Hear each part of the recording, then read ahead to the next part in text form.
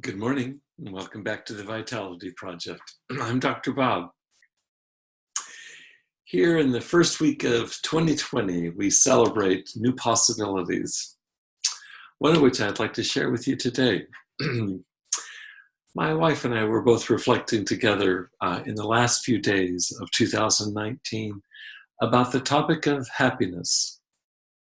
Colleen raised into our conversation how it is that certain feeling states seem to transcend words. It's hard to put them into words. For example, our typical use of the words happiness and pleasure are oftentimes attached to events or things. I think we'd agree with that most of the time. But what of that state of mind, or for that matter, that state of body, which seems to be, as my dear friend Jim Finley puts it, seems to be non-contingent on any particular event or any specific thing.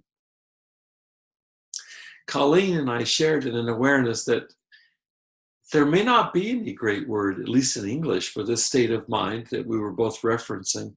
And in fact, to be honest with you, we were both simultaneously experiencing it as we were talking about it. I'm reminded years ago of a friend of mine, a dear friend of mine, Dr. Robert Johnson, who wrote a book on contentment.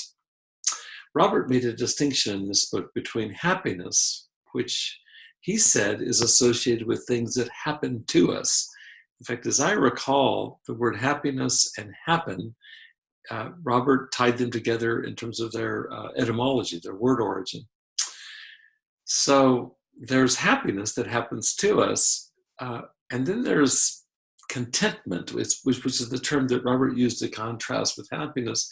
And he said contentment is provided more with a sense of freely given grace.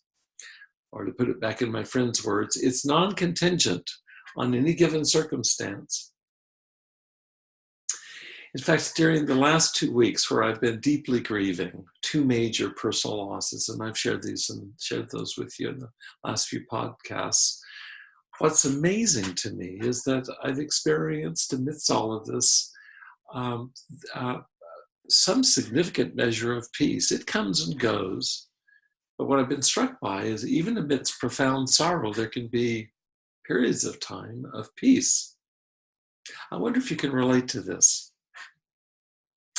What I'd like to do is come back tomorrow to explore this just a bit more as we kick off this new year, to see how is it possible for us to experience the entire range of human emotion, let's say from jubilation on the one hand to deep grief on the other, and still stay grounded in a kind of inner peace of mind, and we'll use Robert Johnson's word, contentment.